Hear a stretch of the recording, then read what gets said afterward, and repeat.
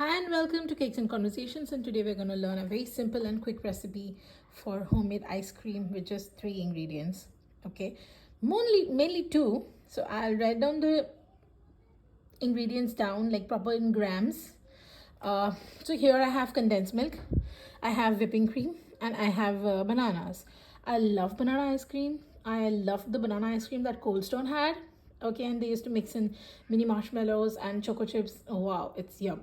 So I thought I'll just make that at home. You can make it traditional way like making the custard and then doing it, but this is just a quick method. I have whipped the whipping cream on stiff peaks. You can use dairy cream, non-dairy cream, anything is okay. But with your dairy creams, just make sure that you don't overbeat them, otherwise it'll turn into butter. You can add coloring, yellow color. I've added one drop of yellow color to give it a very nice pale yellow shade. And for flavor enhancement, you can also add a little bit of banana essence. That is optional. This is condensed milk, and I'm taking bananas. I'm going to put it and puree that together. So here is it in the jar, condensed milk and bananas. I'm gonna whip it, like I'm gonna mix it all together when it's homogeneous mixture. So now this is completely mixed.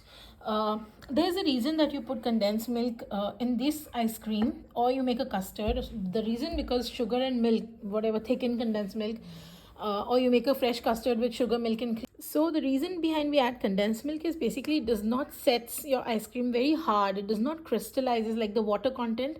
और जैसे the way you make ice, जैसे ice बनती है वो crystal हो जाती है. Same way, this will not happen if you add condensed milk, okay? And same happens when you add a kind of little honey or your invert sugar to your sorbets also. So this is way to make a fruit-based ice cream where there's no fruit involved, like something like coffee walnut. I love it. I've tried that flavor. So I'll write down in the description what is the difference. The only difference will be in your condensed milk.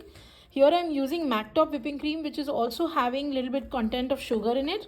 It's a little sweetened cream already, okay? So if you're using a dairy cream, which is like Puck, Almarai or Elivire, or President, those creams don't have sugar. So then you increase the quantity of the condensed milk a little bit more according to your taste profile.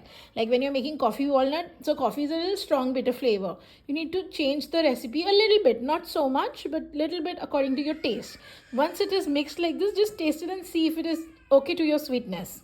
So it was stiffed whipped cream, okay, and since we added, it's become a little thick and gooey, like like it's falling, but it's not very liquid and ribbon consistency. So it's perfect texture consistency for your ice cream.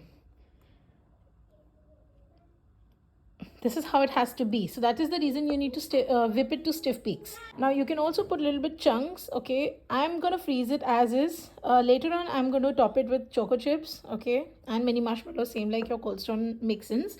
But if you want, you can already mix in this before you're freezing, and otherwise you can also make tender coconut ice cream. Like you can put the bits and pieces of your fruit. So when you get tender coconut pulp in the supermarket, put that, plus at the same time put your coconut pieces in it, and that's gonna taste yum. So if you see, it is 650 grams. This batch makes 650 grams. So put it in the container like this and freeze it overnight, and your ice cream is ready. Thank you so much for watching.